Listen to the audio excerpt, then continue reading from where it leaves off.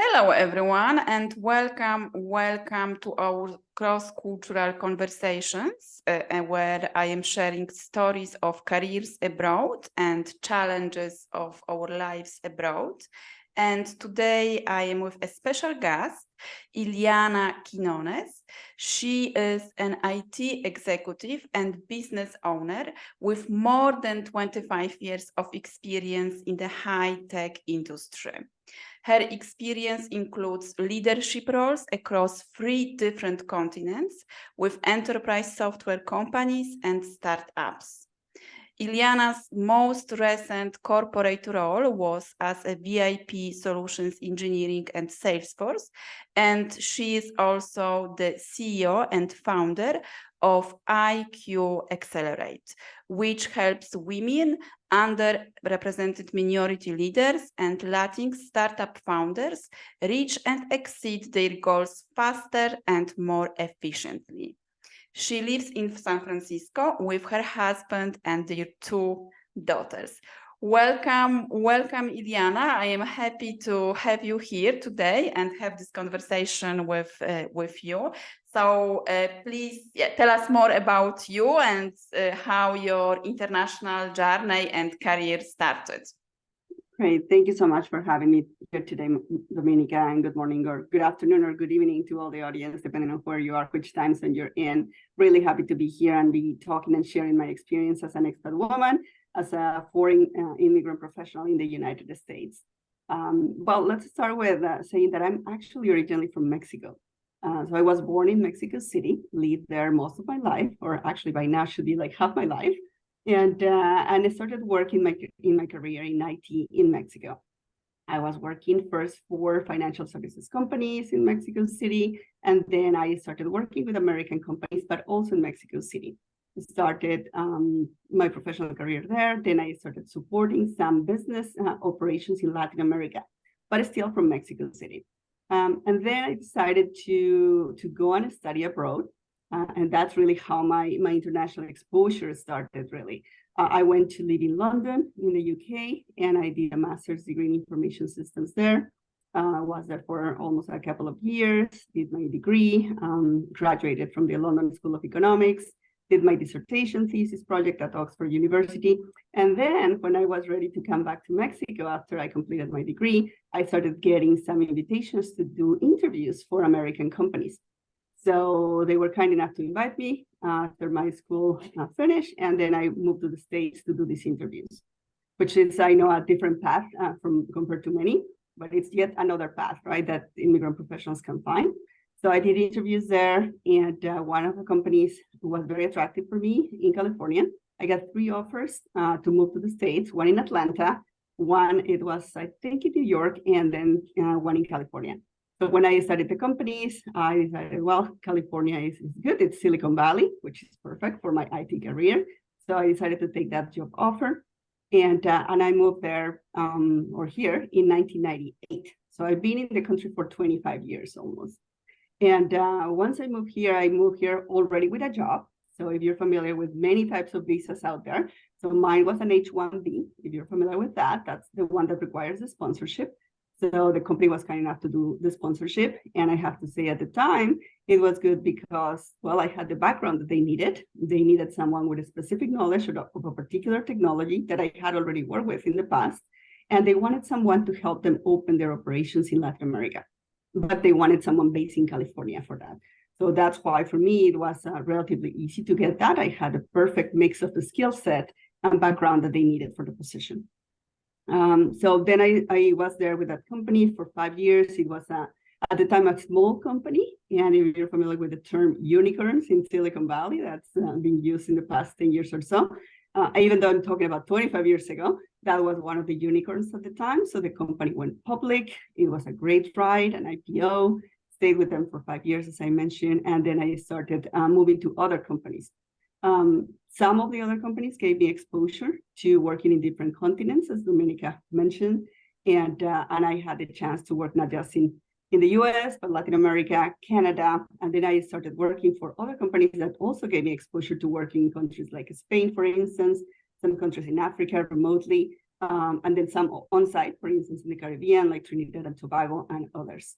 So that's how my international experience, Dominica, started. And I should say it was a combination of studying abroad, being exposed and having access to opportunities and the interviews, and then making a decision, which is not easy sometimes, to leave your country and then go work somewhere else. For you, by the way, I didn't know, in my case, I didn't know anyone.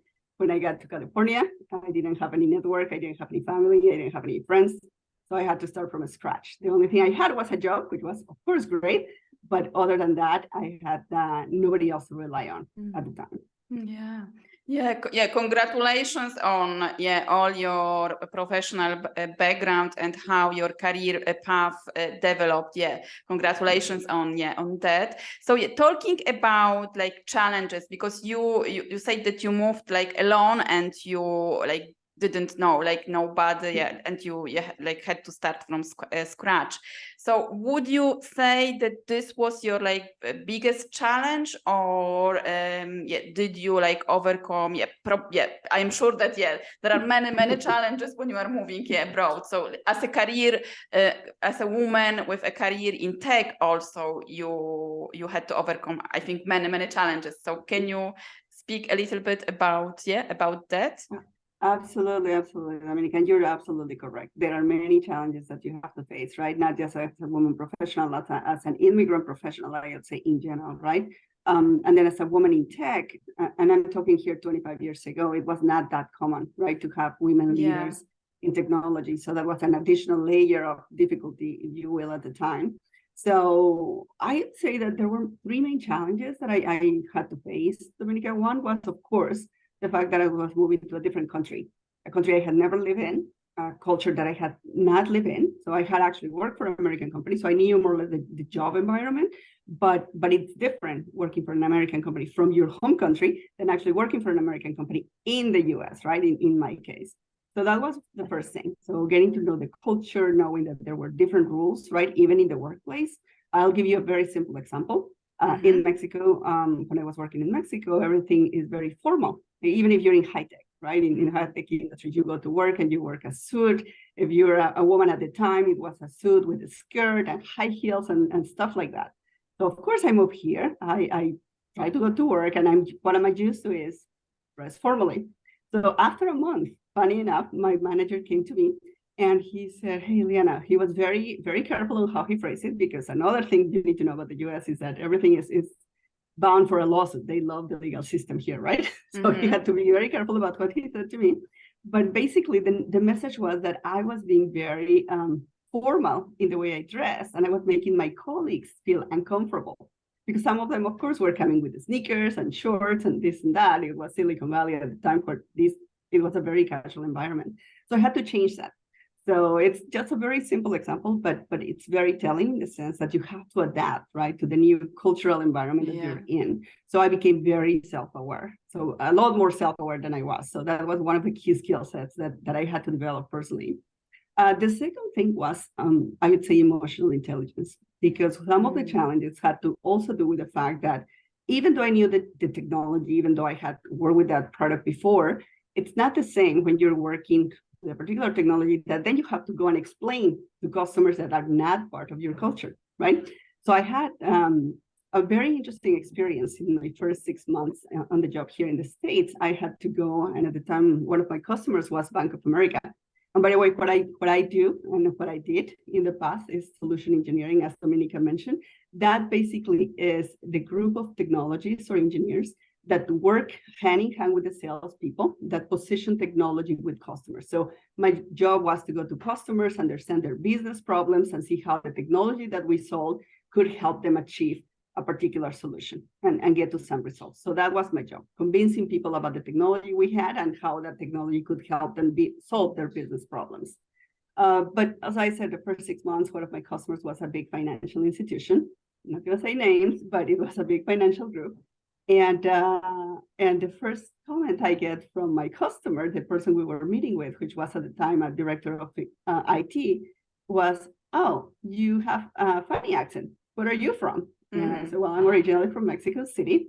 And his comment was, "Oh, I didn't know that there were women engineers in your country. Can you actually study that?"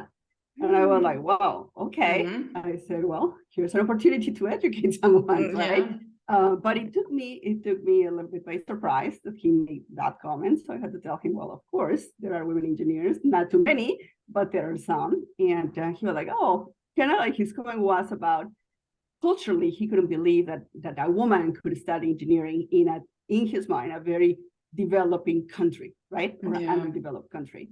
So that was interesting. And the reason why I mentioned emotional intelligence is because those kinds of comments can throw you off a little bit. You can take it very personal, which I didn't, thankfully. But he continued with his comments, right?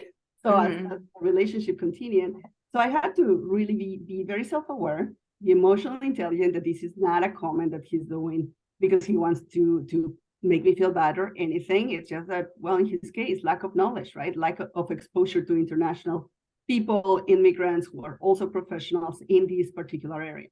So that I would say is the second skill, Dominica. And the third skill set I would say is, among many others, is resiliency.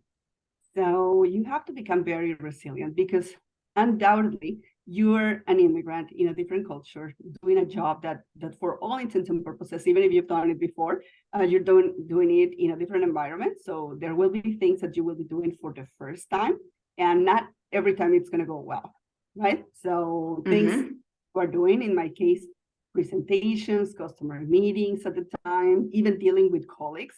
Some of those situations didn't go so well, right? The first time around for different things. You have different cultures, you make assumptions, or in some cases, you are experiencing biases, which we still have today, right? People have biases about other people, even ourselves, we have biases about other people. So sometimes those assumptions get in the way of building good relationships. And they have to have a process in terms of getting to know each other, in many cases, to go from either building credibility, moving people from unknown situations to known situations, letting people make sure they understand what your value added is, what your contributions have been, and how you can help them. So I would say resiliency in terms of having the ability to recover from these setbacks or from these biases or from these situations or behaviors you may be exposed to is also very, very important. Yeah, it's very important. Yeah, especially if you are an immigrant or an expat and you are looking for a job or starting a career or dealing with people from different cultures. And I like how you overcome those challenges with emotional intelligence and like trying to educate and understand other person view, which can be challenging and difficult. True. So, that is true, right? And then if you're a woman, I would say there's another challenge, Dominica. After a few years here in the States, I decided to start my own family. So I got married. I decided, okay, I want to start a family. I'm going to have children. And I can tell you that the conditions were different from today. Like today in California, to give an example to the audience, if you're familiar, maybe not, but if you go on a maternity leave or even a paternity leave, you can have up to 4 to 6 months, right, of leave, which is pretty good for US standards. I know Europe is much more generous too with those policies, but at the time we didn't have that. So for me, when I got pregnant, I started my family, I had to really make a conscious decision to leave my job at the time. So I started doing independent consulting, and then of course I was with my children at home as well. But when the time came for me to go back into work, when I was deciding, okay, now it's time to go full time, my children are a little bit older, it was a challenge. And it was a big challenge, a double big challenge. One, because I was, again, considered an immigrant professional who had been here in the States already. I had some years of experience here too, but I was still seen as an immigrant professional. And the second thing was, well, I was a mother that was just coming back to the workplace and having 2 children at home. It kind of gave a little bit of a pause to many employers. So it took me, I can tell you, between 6 to 8 months to actually find a job, to go back full time. And again, if you ask me what kind of job I got at the time, it was a good job. It was because of the combination of the skill set that I had, again, that they were looking for to have. It was a really good mix for me, but I had to take a hit, and the hit was when I finished my previous job and I went into my leave for my children. I was at director level. when I came back to work, I had to take a manager level, which was like 2 levels below, right? So yes, I was able to find a job.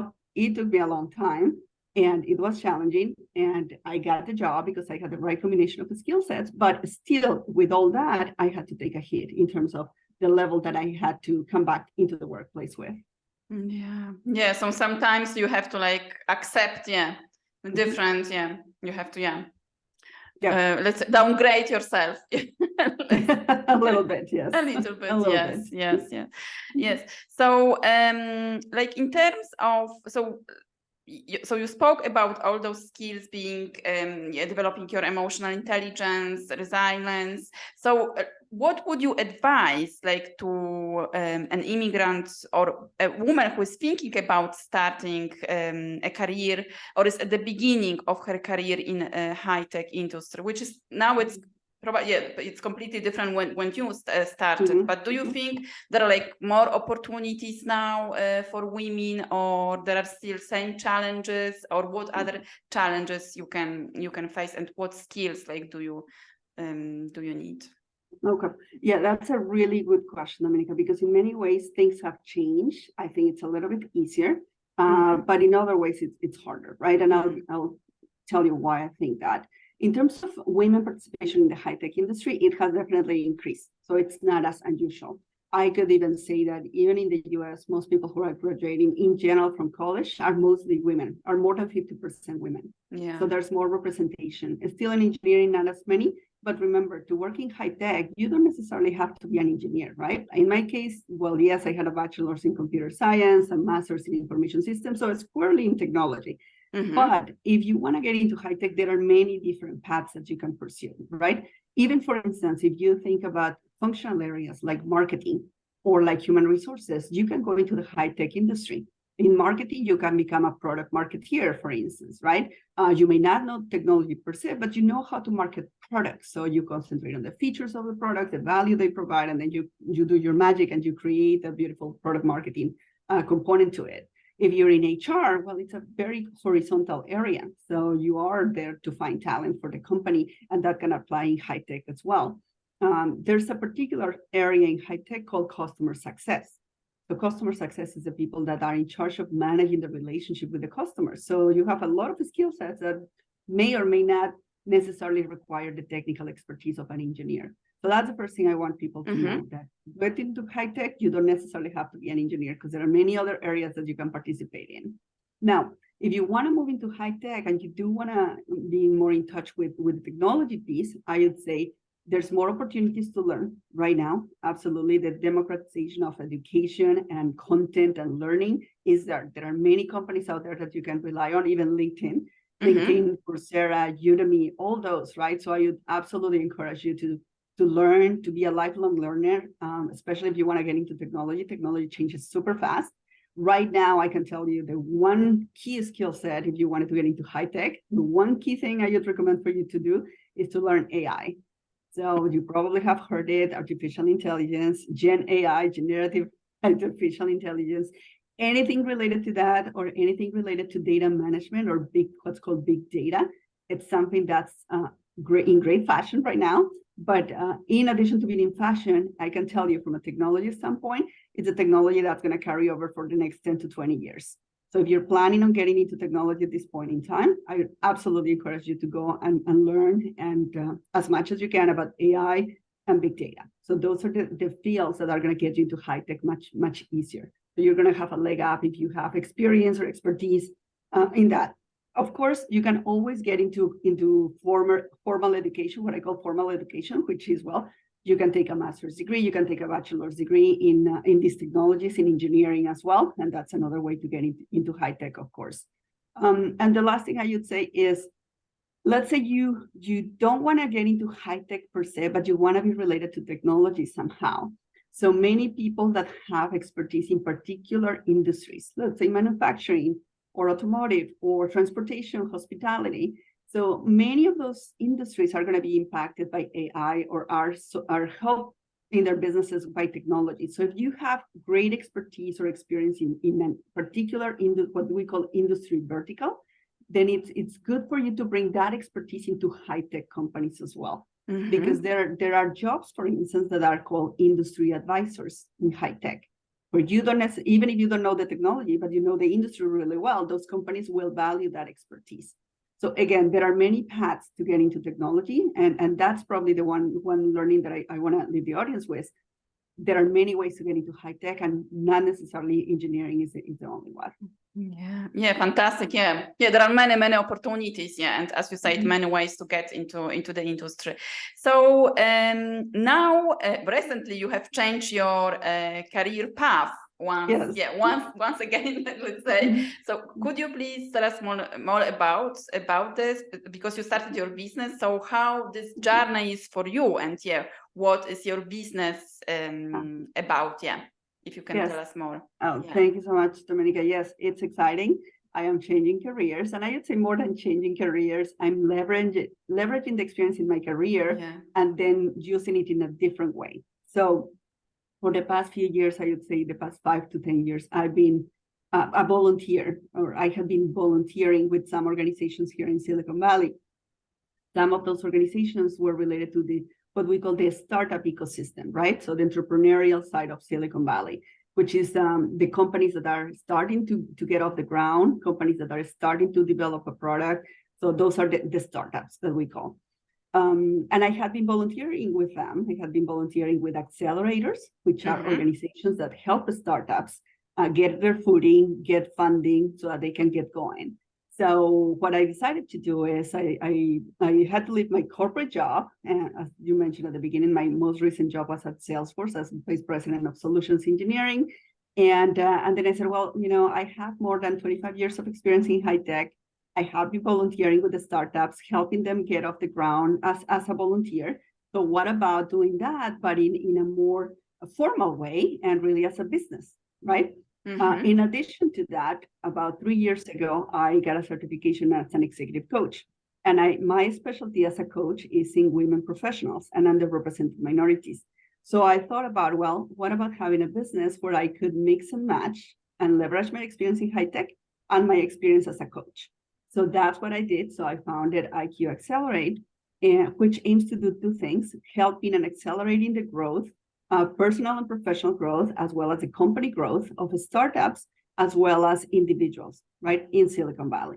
And that's what I'm doing. So I'm taking all the knowledge, all the experience I have in high tech, and helping the startup founders understand what a product market fit is, understand how to talk to investors in Silicon Valley, how to talk to VCs, how to put together their initial product offerings, how to test the product with the market, how to talk to customers about it, because that's my specialty. On the other hand, too, on the coaching side, what I'm doing is really working with those startup founders on their personal leadership skill sets. So helping them improve on that, because as I mentioned, my area of focus is underrepresented minorities and women founders too. So a lot of immigrant professionals, especially in my case, Latinx startup founders, because there's, of course, the cultural understanding that's a little bit different. Many of them come to join accelerator programs here from Latin America, but they are not familiar with the culture, right? What we were talking about in the beginning. So how did you address a venture capital firm here? How do you present yourself, right? What's executive presence you need to have? What's the language that you need to use? All those things is what I'm doing with IQ Accelerate.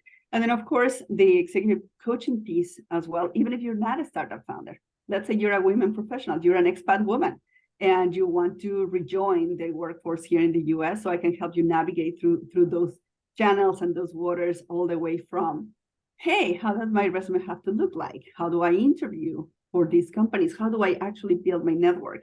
Which is one thing, Domenica, that I would say it's super, super important. We talked about the 3 skill sets that I mentioned: self-awareness, emotional intelligence, resiliency. I'd add a 4th one, which is networking. Networking is going to be a deal breaker for you, right? At least here in the US. If you don't know how to do networking, I absolutely encourage you all to actually build your skills on that side. Networking can open many doors for you, and it's something you have to do. In many cases, some people ask me, in my case, my individual career, how much time have I dedicated or do I usually dedicate to networking? When I tell them it's between 10 to 20% of my time, mostly 20% of my time, most cases, they were like, wow, that's a lot. That's like a full day per working week in just doing networking. And I said, yeah, and that's the least you can do, because that's going to give you customers, that's going to give you colleagues, that's going to give you access to industry networks, access to job opportunities. Most jobs that you are going to get, 80% of the time are going to come from a referral. And referrals are good if you have a network, right? You can get referrals. If you don't have a strong network, that's a challenge that you're going to have to face, especially in this country, because it's a lot about the relationships that you have and who can actually connect you with a good opportunity.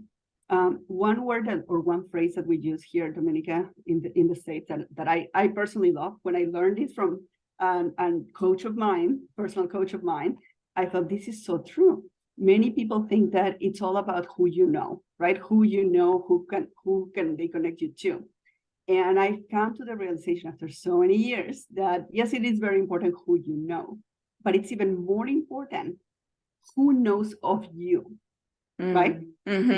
Because I may not know, for instance, the founder of a company that I want to join, but if somehow that founder of that company knows of me and of my work and what I've done, then I'm going to have a better chance, right? If I'm applying to that company, even if I don't know that person specifically. So what I advise many of my clients and many of my mentees as well in the past is don't worry too much about you knowing everybody, right, in a company that you want to target to get a job on. So worry more about doing a good job, building your credibility, and then people will know of you through that. So of course you have to do your own marketing. Of course you have to build your network, but sometimes it's better to have channels and have ways for people to know about what you are doing and what your contributions are. Yeah, fantastic. Yeah, networking, it's very important. And also who knows, of you. This is important. And focusing on quality and doing a good job. So thank you very much, Iliana, for sharing your expertise, sharing your story and your advice. So how people can get in touch with you if they want to connect, how they can find you. Thank you, Dominica. Yes, I love to connect with people. As I said, networking is very important. So building your network is super important. The best way to connect with me is through LinkedIn. Dominica, I'm very active on LinkedIn.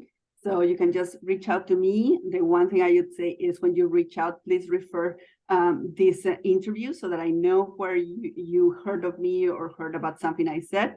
And just let me know why you want to connect, right? If there's something specific I can help you with, if there's an introduction I can do to my network, I'm happy to do that. So LinkedIn would be the best way to do it. Fantastic. I will put the link to your profile with the show notes so people can go and check it and connect with you. So thank you very much once again, Iliana. Thank you very much for watching. So tell us what are your learning points from this interview, your insights and questions that you have about experience and career in high tech or living abroad. Share in the comments, and I will be back soon with another interview. Thank you very much, Iliana. Thank you, Dominica. Thank you, everyone.